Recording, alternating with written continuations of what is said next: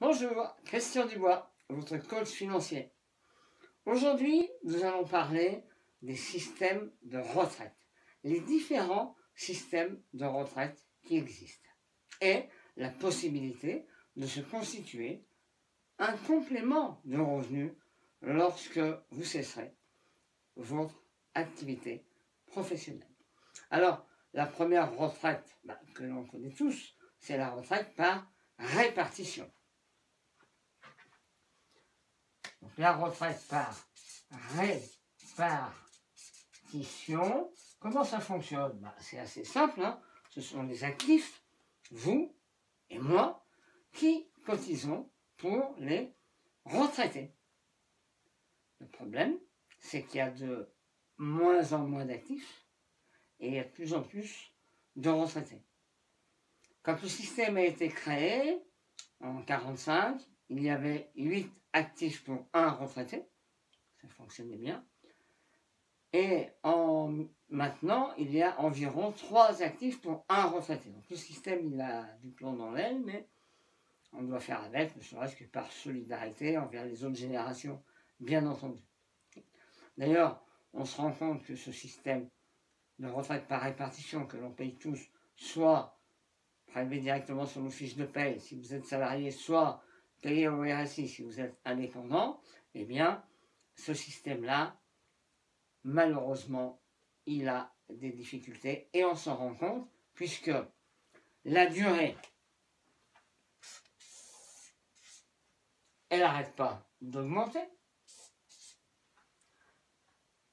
Quand j'ai démarré ma carrière professionnelle, il fallait 37 ans et demi de cotisation pour avoir une retraite pleine. Puis c'est passé à 40, 41, 42, 43, il nous parle de 45. Enfin, on va jamais s'arrêter de travailler, quoi. Ok? Alors si on fait un métier qui plaît, c'est pas très grave, mais si on fait un métier qui plaît moins, c'est plus compliqué. Les cotisations, elles n'arrêtent pas d'augmenter. Et les prestations, elles n'arrêtent pas de baisser. Donc effectivement, c'est un peu compliqué. Alors il y a une deuxième possibilité qui va venir en complément de ceci, c'est ce qu'on appelle la retraite par capitalisation.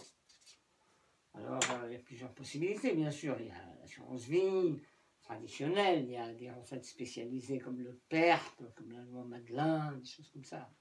Alors, même chose, la durée elle est fixe, on va dire 25 ans. Hein. La personne elle commence, elle veut s'arrêter à 65 ans, elle commence à 40 ans à cotiser pour préparer sa retraite. Avant, elle n'est pas tellement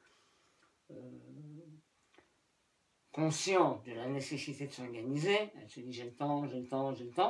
Alors que plus on commence tôt, moins on a besoin de mettre tous les mois pour avoir une retraite conséquente. Hein. C'est le système des intérêts composés. On parlera une prochaine fois. Donc, la personne, elle va verser une mensualité sur son contrat d'assurance fixe, tous les mois 200 €, 300 €, peu importe, et à terme, elle aura un capital, donc elle fait ça pendant 25 ans, un capital ou une rente viagère. Vous savez ce que c'est la rente viagère? Je suppose, hein, c'est une rente versée jusqu'au moment du décès de la personne. Cette rente peut être reversible sur la tête du conjoint, mais jamais sur la tête des enfants.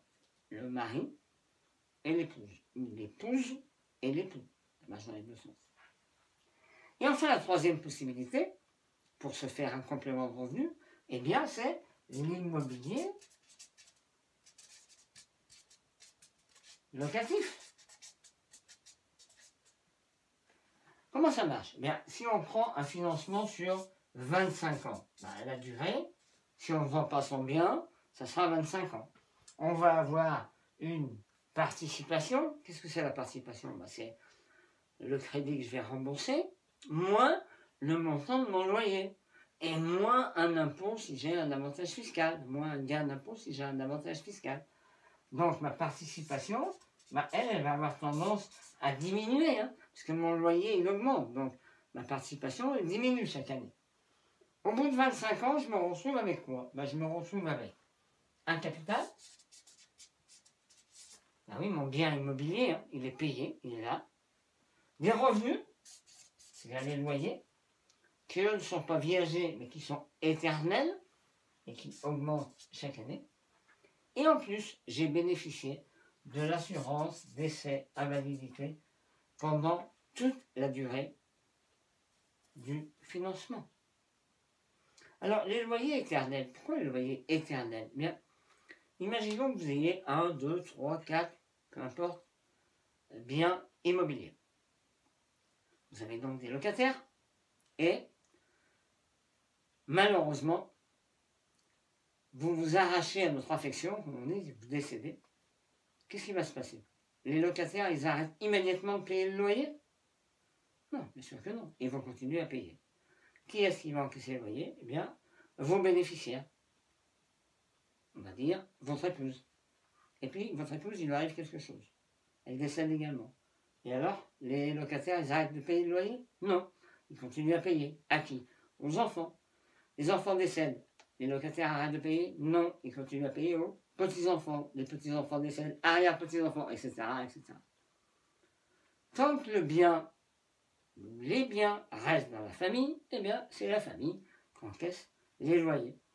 Donc, vous voyez qu'on est bien sur des revenus éternels. Tant qu'on garde le bien, on encaisse. Assurance décès invalidité. Rien que pour ça, c'est intéressant de faire de l'immobilier locatif. Je m'explique. Imaginons deux amis. Monsieur Dupont et Monsieur Martin. Ils ont décidé de préparer leur retraite parce qu'ils sont conscients que la retraite par répartition ne sera pas suffisante. Donc Monsieur Dupont, lui, il fait un placement financier. Il met 200 € par mois. Et Monsieur Martin, lui, décide de faire de l'immobilier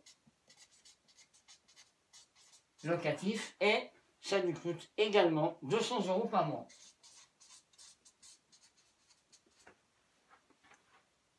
Le crédit, moins le loyer, moins éventuellement l'avantage fiscal. 200 €.